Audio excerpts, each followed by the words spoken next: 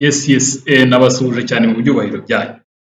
Mu bigaragara rero, mu bigaragara ko ndimo nitegereza izi crypto n'ukuntu zirimo kugenda zizamuka mu gihe kiri imbere, mu minsi umva ntabwo nabyita iminsi, mu mezi make atarambiranye, abantu benshi baraba babonye yuko iyi industry ikunzwe kandi bakora ibishoboka byose barebe uburyo nabo bayibyaza umusaruro. Uko niko kuri, nkurikije amakuru nkurikirana hirya no hino, urabona yuko mu bihugu cyane cyane nko muri Amerika, ibintu bijyanye na crypto birimo gufata indi ntera, birimo gufata indi ntera kabisa, birimo gufata indi ntera ku buryo turimo kwifuriza benshi kumenya ko aya makuru abaho, ukaba wamenya uburyo bwo gukoresha isoko nk'iri ngiri.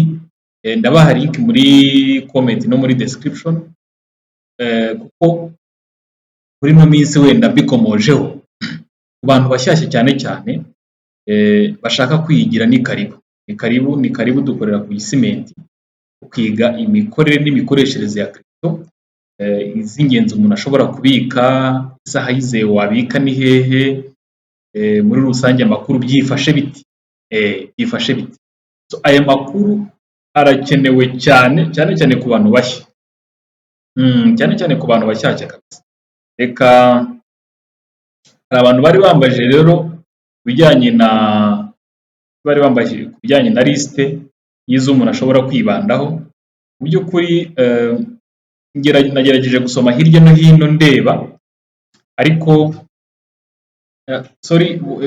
video nyikoze bwije, niyo mpamvu urebye ntabwo ngaragara neza ahantu uri, hasa nkaho bwije, ariko nta kibazo, cy'ingenzi ni amakuru umuntu abona. Ni ukuvuga ngo Ethereum abantu barabizi ko imaze kurenga $3,000 by'idolari, ariko projection ni uko izagera byibura ku $6,000. Hari n'abavuga $10,000. So bagirwa inama yuko igeze ku $6,000 nibwo umuntu yazatangira kuba yatangira gufata inyungu. Solana nayo ababikurikira cyangwa se n'abashyashya nababwira yuko igeze kuri 257, ariko izazamuka igere byibura kuri 450, yewe na 600 hari abavuga yuko izahagera. So izi ni crypto umuntu ashobora kubika aramutse, bitewe n'ukuntu uburyo bwamwemerera, bwamwemerera. Ni ukuvuga ngo hari na XRP, ni uku nguku irimo kuvunja 1.53, ariko projection ziragaragaza yuko izagera ku $5.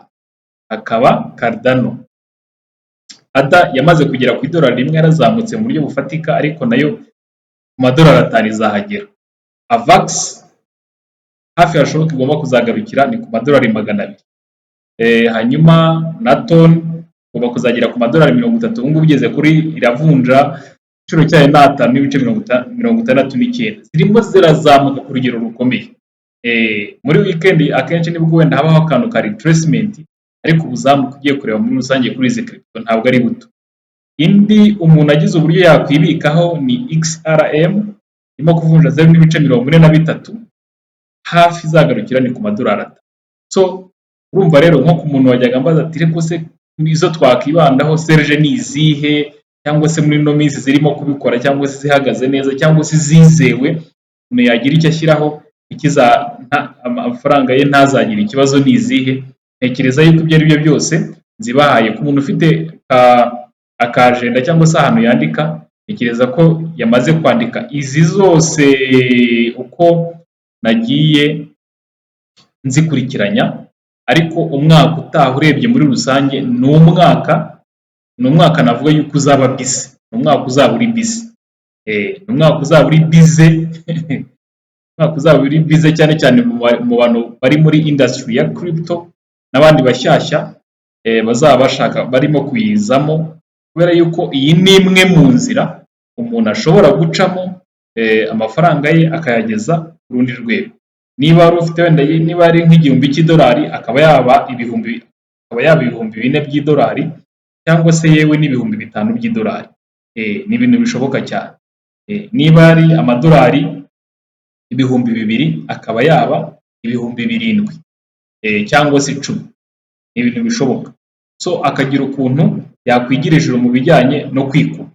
Ubu ni uburyo ni bumwe mu buryo bwa investment ubona ko urenze imbibi ukava muri iki gihugu cyacu ukarenga imbibi ukajya mu bihugu bya kure, cyane cyane byateye imbere cyane, uhita ubona yuko ibintu bijyanye na crypto birimo kwizerwa kuri level iri hejuru, kuri level iri hejuru ndababwiza, kuri level iri hejuru, kuri level iri hejuru ku buryo gusa nyine bisaba gufata risk, ni risk umuntu aba afashe, investment ni risk umuntu aba afashe, ariko uko ngewe ngenda mbibona amakuru uko agenda hirya no hino agaragara nuko mu by'ukuri ahantu turimo kwerekeza bizaba ibindi bindi. Turimo turarangiza umwaka wa 2024, tugiye kwinjira aburaho gato ngo twinjire mu kwa 12 kwezi kwa nyuma k'umwaka, ariko undi mwaka tuzakurikizaho wa 2025 urabona ko hazaba change mu buryo buri positive kandi bufatika. Ubwo rero muntu mushyashya ni karibu, hanyuma n'abandi ubwo ngira ngo hari icyo mubonye uko byagenda kose, hari no kuntu abantu bazagenda babigenza. Turi kumwe cyane rero, ariko ndabaha link kugira ngo mufunguze konti kuri iri soko. Ni isoko ryiza uramutse urigizeho ikibazo, kuko ni isoko ngiye ncururizaho buri munsi, ikibazo warigiraho wamaze gukoresha link nashyize muri comment cyangwa muri description, batangiye kurikoresha nawe ricururizwaho cyangwa se rinabikwaho ama crypto, icyo gihe ushobora kumbaza. Imana ibarinde rero, turi kumwe cyane.